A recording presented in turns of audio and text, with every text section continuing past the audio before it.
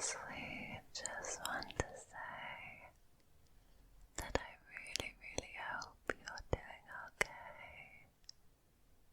I hope that you are doing okay and that you are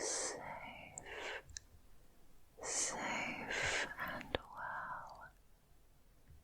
So today,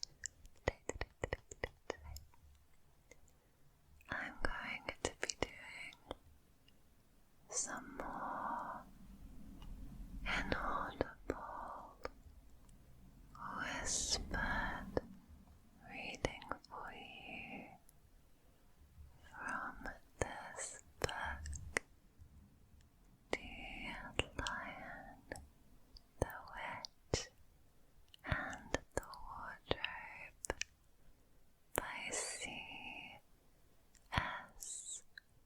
Lewis, which is all part of the Chronicles of Narnia series.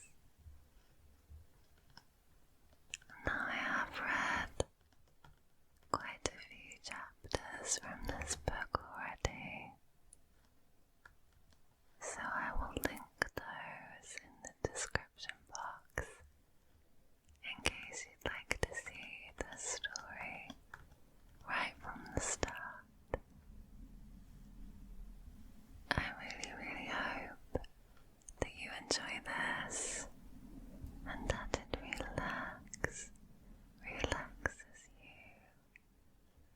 Please feel free to like, subscribe and comment if it does. It always really helps me and it makes my day. And for now, you just sit back or lie back, get nice and comfy. You can close your eyes if you want to, and we'll get started. So, chapter 8. What happened after dinner? Dad, said Lucy. Do please tell us what's happened to Mr. Tumnus? Oh, that's bad, said Mr. Beaver, shaking his head.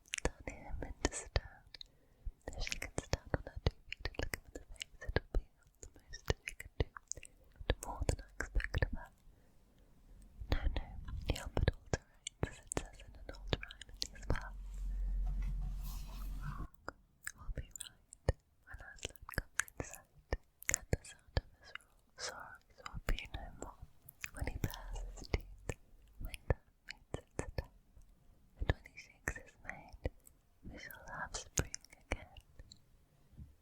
You'll understand when you see him, but till we see him, asked Susan. Why, it would reveal, that's what I brought you here for.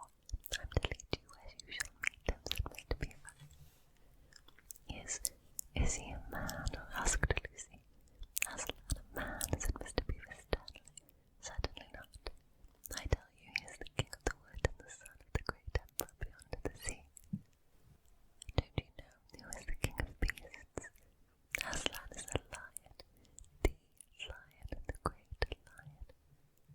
Oh, said Susan. I thought he was a man. Is he quite safe? I shall feel rather nervous about meeting a lion. That you will do, and no mistake, said Mrs. Beaver.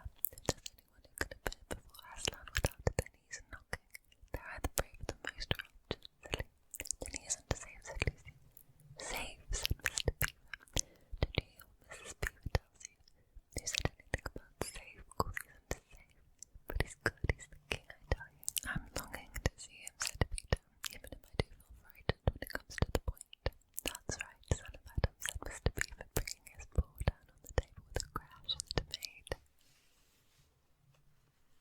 All the cups and saucers rattle, and so you shall. Well, word has been sent that you are to meet him tomorrow if you can, at the stone and table. Where's that? Said Lucy. I'll show you, said Mr. Beaver. It's down the river a good stop from here, and I'll take you to it. But meanwhile, what about poor Mr. Tumnus? Said Lucy. The quickest way you can help him is by going to meet Aslan, said Mr. Beaver. Once he's with us, then we can begin doing things. Not that we don't need you to, but that's another of the old rhymes. When Adam's flesh and Adam's bone sit sad together and throne, the evil time will be over and done. So things must be drawing near the end, and now he's come, and you've come. We've had a Aslan coming into these parts before, long ago. Nobody can say when. But there's never been any of your race here before. That's what I don't understand, Mr. Beaver, said Peter. I mean, isn't the witch herself human? She's like us to believe it, said Mr. Beaver, and it's on that she bases her claim to be queen. But she's no daughter of Eve. She comes from your father, Adam's. Here, Mr. Beaver bowed. Your father Adam's first wife. Her they called Lilith. And she was one of the Jinn. That's what she comes from on one side. And on the other side she comes of the giants. No, there isn't a drop of real human blood in the witch. That's why she's bad all through, Mr. Beaver, said Mrs. Beaver. True enough, Mrs. Beaver replied. There may be two views about humans, meaning no offence to the present company. But there's no two views about things that look like humans and aren't. I've known good dwarfs, said Mrs. Beaver. So fine, now you come to speak of it. And her husband. Precious few, and they were the ones least like men. But in general, take my advice when you meet anything that's going to be human and isn't yet, or used to be human once and isn't now, or ordered to be human and isn't. You keep your eyes on it and feel for your hatchet. And that's why the witch is always on the lookout for any humans in Narnia. She's been watching for you this many a year, and if she knew there were 4 of you, she'd be more dangerous still. What's that to do with the task to be done? Because of another prophecy, said Mr. Beaver. Down at Cape Avron, that's the castle on the sea coast down at the mouth of this river, which ought to be the capital of the whole country, if all was as it should be. Down at Cape Avron there are 4 thrones, and it's a saying in Narnia, time out of mind that when 2 sons of Adam and 2 daughters of Eve sit in those 4 thrones, then it will be the end, not only of the White Witch's reign, but of her life. That is why we had to be cautious as we came along, for if she knew about you 4, your lives wouldn't be worth a shake of my whiskers. All the children had been attending so hard to what Mr. Beaver was telling them that they had noticed nothing else for a long time.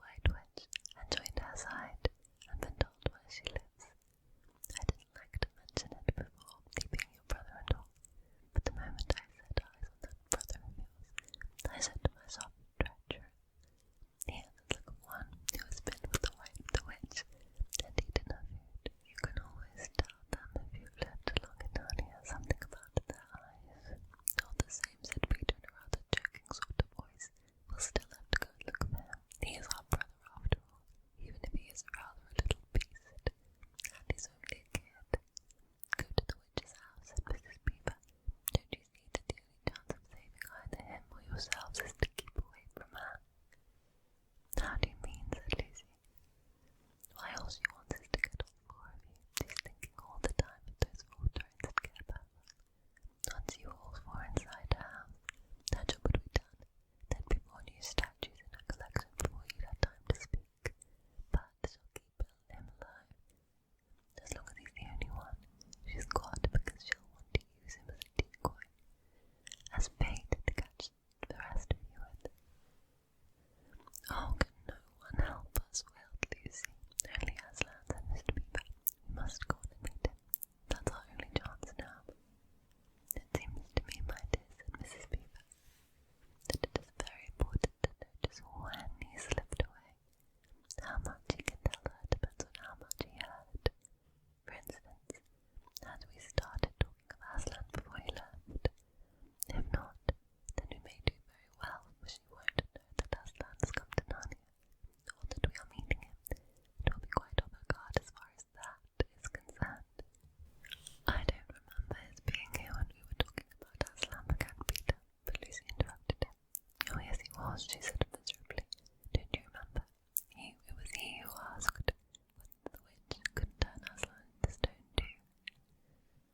So he did, by Jove, said Peter, just the sort of thing he would say too. Worse and worse, said Mr. Beaver. Then the next thing is this.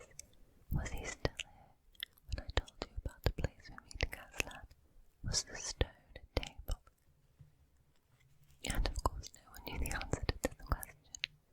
Because if he was, continued Mr. Beaver, then you'll simply sledge down in that direction and get between us and the stone table, and catch us on our way down. In fact, we shall be cut off from Aslan. But that isn't what she'll do first, said Mrs. Beaver. Not if I know her.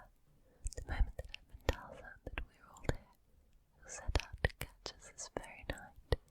And if he's been gone about half an hour, she'll be here in another 20 minutes. You're right, Mrs. Beaver, said her husband. We must all get away from here. There's not a moment to lose. Chapter 9. In the Witch's House. And now, of course, you want to know what had happened to Edmund. He had eaten his share of the dinner, but he hadn't really enjoyed it, because he was thinking all the time about Turkish delight. And there's nothing that spoils the taste of good ordinary food half so much as the memory of bad magic food. And he had heard of the conversation, and hadn't enjoyed it much either, because he kept on thinking the others were taking no notice of him, trying to give him the cold shoulder. They weren't, but he imagined it. And then he had listened until Mr. Beaver told them about Aslan, and until he had heard of the whole arrangement for meeting Aslan at the stone table. It was then that he began very quietly to edge himself under the curtain which hung over the door. But the mention of Aslan gave him a mysterious and horrible feeling, just as it gave the others a mysterious and a lovely feeling. Just as Mr. Beaver had been repeating the rhyme about Adam's flesh and Adam's bone, Edmund had been very quietly turning the door handle, and just before Mr. Beaver had begun telling them that the White Witch wasn't really a human at all, but half a wolf, Jin, and half a giantess, Edmund had got outside into the snow and cautiously closed the door behind him. You mustn't think that even now Edmund was quite so bad that he actually wanted his brother and sisters to be turned into stone. He did want Turkish delight, and to be a prince, and later a king, and to pay Peter out for calling him a beast. As for what the witch would do with the others, he didn't want her to be particularly nice to them, certainly not to put them on the same level as himself, but he managed to believe, or to pretend he believed, that she wouldn't do anything very bad to them, because he said to himself, all these people who say nasty things about her are her enemies, and probably half of it isn't true. She was jolly nice to me anyway.